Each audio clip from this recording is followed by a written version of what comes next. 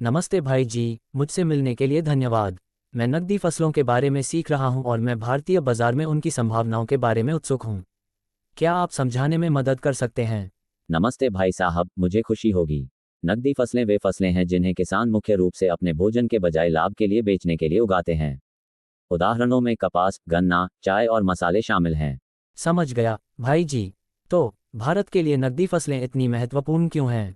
भाई साहब, नकदी फसलें महत्वपूर्ण हैं क्योंकि वे पैसा लाती हैं। उदाहरण के लिए, कपास का उपयोग कपड़े बनाने के लिए किया जाता है और गन्ने का उपयोग चीनी और इथेनॉल बनाने के लिए किया जाता है, जिनकी हर जगह ज़रूरत होती है। भारत में इन फसलों का बहुत उत्पादन होता है, जो अर्थव्यवस्था को बढ़ावा देने में मदद करता है। ये समझ में आता है, भाई जी। क्या कोई विशेष नकदी फसलें हैं जो अभी भारत में वास्तव में अच्छा प्रदर्शन कर रही हैं, भाई जी? हाँ भाई साहब, कपास और गन्ना बड़ी फसलें हैं। भारत इन फसलों के शीर्ष उत्पादकों में से एक है।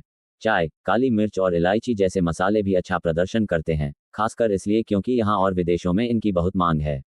नई या कम प्रचलित नकदी फसलों के बारे में क्या कोई दिलचस्प फसल आने वाली है, भाई जी? निश्चित रूप से भाई साहब। उदाहरण के लिए, जैविक खेती अधिक लोकप्रिय हो रही है।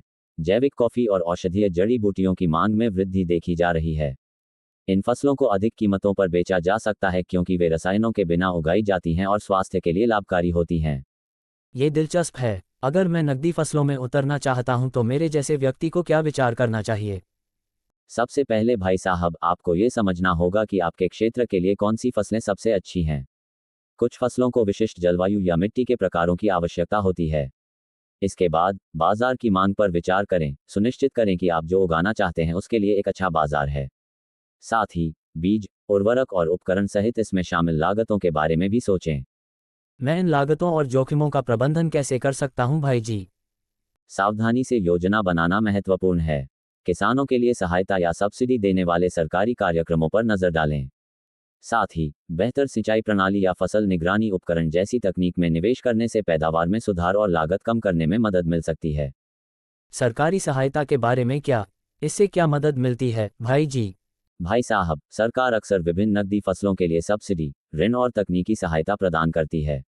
वे किसानों को नई तकनीकों और प्रौद्योगिकियों का उपयोग करने में मदद करने के लिए प्रशिक्षण कार्यक्रम भी प्रदान कर सकते हैं।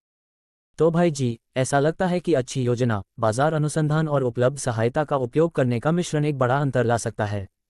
बिल्कुल भाई साहब, इन बातों को ध्यान में रखकर आप उचित निर्णय लेते हैं तो आपको इन नकदी फसलों को उगाकर मुनाफा कमाने में जरूर सफलता मिलेगी। बहुत बहुत धन्यवाद, भाई जी। ये वाकई मददगार रहा है। अब मैं नकदी फसलों के बारे में ज़्यादा आश्वस्त महसूस कर रहा हूँ। आपका भी धन्यवाद भाई साहब। मुझे खुशी है कि मैं आपकी मदद कर पाया। भाई साहब, कृषि में अधिक जानकारी के लिए कृषि ज्ञान यूट्यूब चैनल जरूर देखें।